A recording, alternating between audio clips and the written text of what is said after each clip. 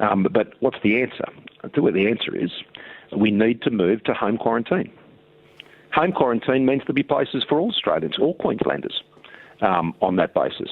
And right now in South Australia, they're running the trial for home quarantine, and that's exactly what can begin to be introduced once we hit 70%. Now, that means Queenslanders returning home from elsewhere in the country. Queenslanders going to other states and returning to Queensland, if that is necessary. But at 70% and 80% moving around the country, then it would be hard to understand why that would be needed.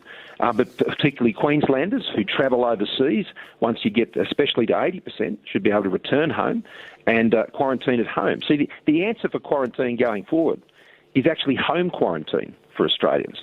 And to the extent we need to continue to have quarantine going forward, then what we need is for that to be for international travellers, for workers that are necessary to come into Queensland, and for backpackers to come back, and all of these sorts of things who are vaccinated. That's what, if there is a need for quarantine once you're past 80% for those who are vaccinated, then that's what that should be for. I want to see home quarantine become the norm.